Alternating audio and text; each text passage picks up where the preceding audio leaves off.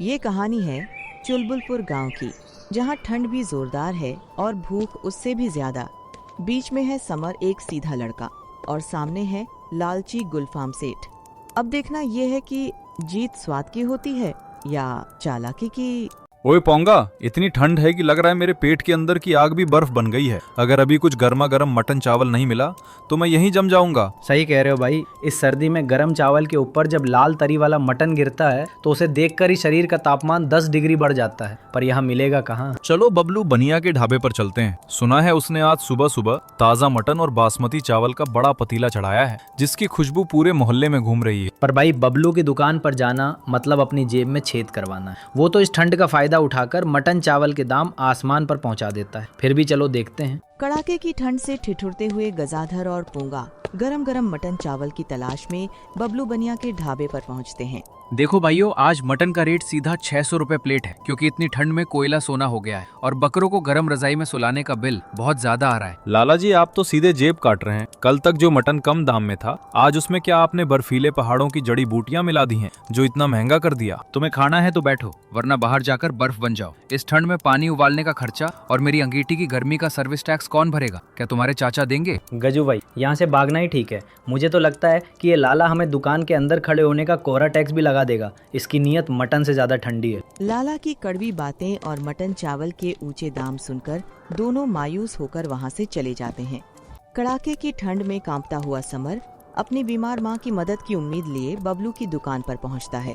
Bablu uncle, मेरी माँ इस ठंड की वजह से बहुत बीमार और घर में लकड़ियाँ जलाने तक के पैसे नहीं हैं। क्या आप मुझे अपनी दुकान पर कोई भी छोटा काम दे सकते हैं? अरे ओ छोटे नवाब, यहाँ कोई चैरिटी नहीं चल रही है। मुझे तेरे जैसे कांपते हुए लड़कों की जरूरत नहीं है। जा कहीं और जाकर अपनी गरीबी की बांसुरी बजा और मेरा वक्त खराब मत कर। अंकल, मैं मेहनत करना चाहता हूँ ताकि माँ के लिए दवा और कंबल ला सकूँ इस कड़ाके की सर्दी में। अगर आप मेरी मदद करेंगे तो भगवान आपको बहुत दुआएं देगा। दुआओं से मेरी तिजोरी नहीं भरती बेटा, यहाँ सिर्फ नोटों की गर्मी चलती है। अब यहाँ से दफा हो जा, वरना मैं तुझे ठंडे पानी से नहलाकर बाहर फेंकवा दूंगा। लाला का अहंकार और पत्थर दिल व्यवहार देखकर समर गहरी निराशा और आंखों में आंसू लिए वहां से दुखी होकर चला जाता है।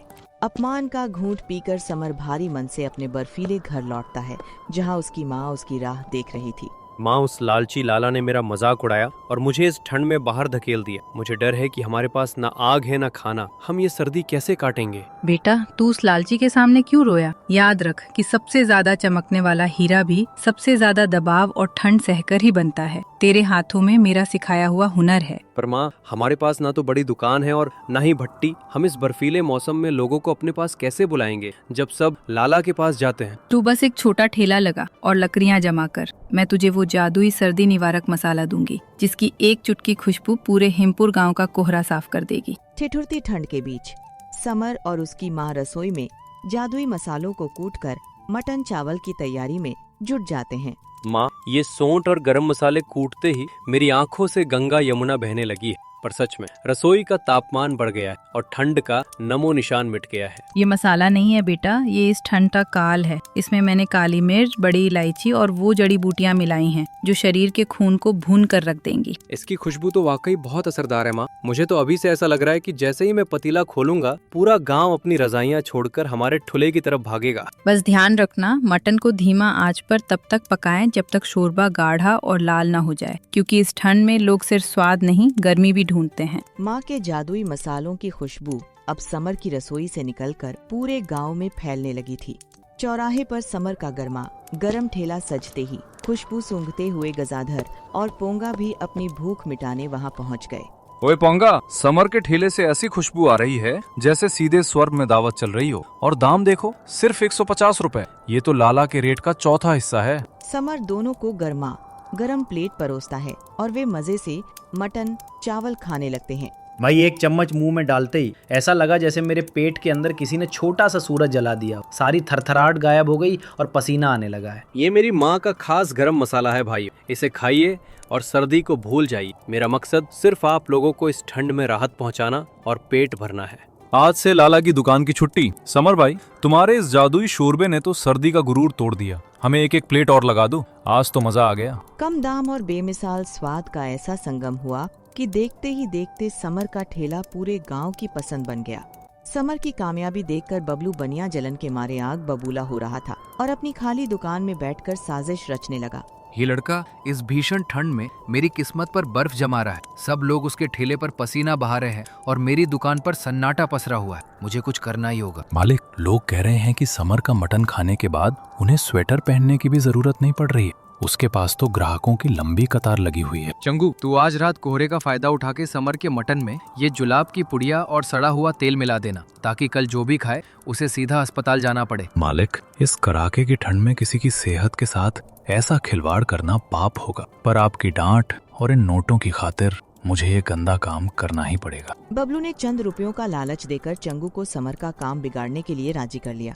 रात के सन्नाटे और घने कोहरे की चादर ओढ़े चंगू दबे पांव समर के ठेले की तरफ बढ़ता है। हे भगवान, मुझे इस सर्दी में ये पाप करने के लिए मजबूर मत करो, पर लाला के पैसों ने मेरी बुद्धि पर बर्फ जमा दी है। मुझे ये कड़वा तेल पतीले में डालना ही होगा। ये चंगू इस घने कोहरे में बिल्ली की तरह क्या ढूंढ रहा है? मुझे दाल में कुछ काला लग रहा है। चलो अपने फोन से इसका वीडियो बना लेता हूँ, काम आएगा। बस काम हो गया। अब कल जब गांव वाले ये मटन खाएंगे तो समर का नाम इस हिमपुर गांव के इतिहास से हमेशा के लिए मिट जाएगा और लाला की फिर से चांदी होगी। लाला ने इस कड़ाके की ठंड में समर की मेहनत पर पानी फेरने की कोशिश की, पर उसे नहीं पता कि सच कभी भी कोहरे में ज्यादा देर तक छिपा नहीं रह सकता। चंगू पतीले में खराब तेल डालकर चुपचाप निकल जाता है। वह इस बात से बेखबर था कि उसकी यह करतूत कैमरे में कैद हो गई है। अगली सुबह की कड़कड़ाती ठंड में गांव के मुखिया जी अपने सिपाहियों के साथ समर के मटन चावल का स्वाद चखने पहुंचते हैं। समर बेटा, हमने सुना है तुम्हारे मटन में ऐसी गर्मी है कि लोग बर्फ पर नंगे पैर चलने को तैयार हैं। आज हमें भी वो मशहूर और गर्मा गर्म शोरबा चखने दो। मुखिया जी, मैं अभी आपके लिए अपनी माँ के हाथ का ताज़ा मटन लगाता हूँ। इसे खाने के बाद आपको ये बर्फीली हवाएं भी सुहानी लगने लगेंगी। बस 1 मिनट दीजिए। मुखिया जी, जरा सोच समझकर खाइएगा। मैंने सुना है कि ये लड़का इस ठंड में सड़ा हुआ मांस इस्तेमाल कर रहा है ताकि पैसे बचा सके। आपकी सेहत खराब हो सकती है। लाला, तुम अपनी दुकान की चिंता करो और हमें स्वाद लेने दो। अगर खाना खराब हुआ तो समर को सजा मिलेगी और अगर अच्छा हुआ तो उसे इनाम दिया जाएगा। बबलू बनिया चेहरे पर झूठी चिंता ओढ़कर मुखिया जी के खाना चखने का इंतजार करने लगा। जैसे ही मुखिया जी मटन का पहला निवाला उठाने वाले होते हैं, तभी चौकीदार हाथ में मोबाइल लिए चिल्लाते हुए वहां पहुंच जाता है।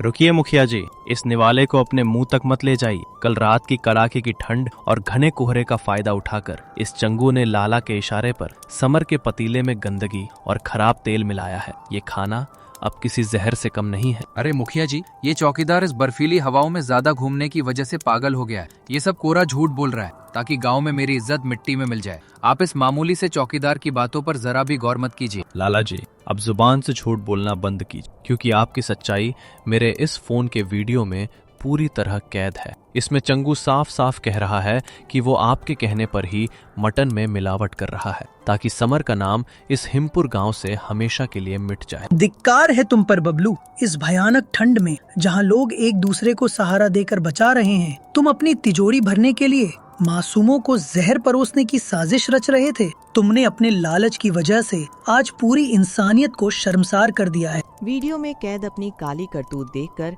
लाला के चेहरे की हवाइयां उड़ गईं और पूरे गांव में सन्नाटा पसर गया।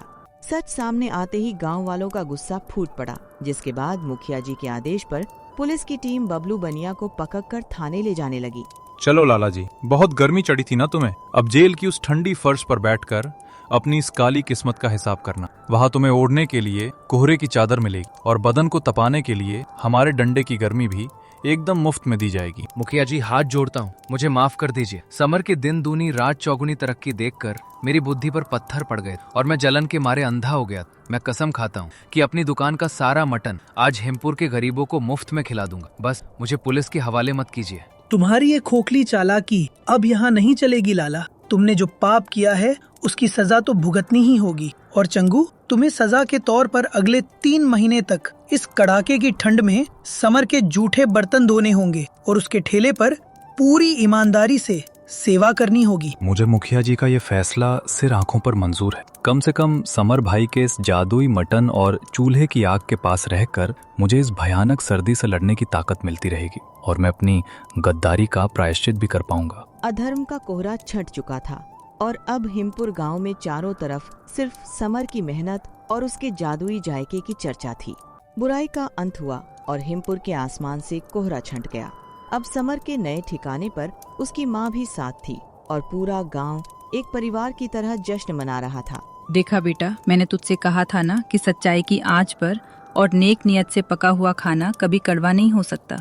भगवान ने उस लालची लाला का सारा घमंड और उसकी काली साजिशों को आज इस पिघलती हुई बर्फ की तरह बहाकर रख दिया है। आज आपकी ममता और आपके जादुई मसालों की वजह से मुझे न सिर्फ मेरा खोया हुआ सम्मान मिला, बल्कि पूरे गांव का अटूट प्यार भी मिल गया। अब तो मुझे हिमपुर की ये कड़ाके की ठंड और बर्फीली हवाएं किसी मीठे गीत की तरह बहुत प्यारी और खुशनुमा लग रही हैं। समर, तुम्हारी इस बेमिसाल ईमानदारी और तुम्हारी माँ के हाथों के हुनर ने आज सच में हिमपुर का नाम पूरे इलाके में रोशन कर दिया है। आज से तुम्हारी ये छोटी सी दुकान ही हमारे गांव की असली पहचान, हमारी शान और हम सबका गर्व कहलाएगी। और हम सब गांव वाले भी आज सबके सामने ये कसम खाते हैं कि अब से हम सिर्फ और सिर्फ समर भाई के हाथों का ही मटन चावल खाएंगे। अब ये आसमान चाहे जितनी भी बर्फ बरसा ले, हमारे पास समर का वो जादुई शोरबा है जो हमारे जिस्म और रूह को हमेशा गर्म रखेगा। तो दोस्तों, यह थी आज की कहानी हिमपुर का जादुई शोरबा।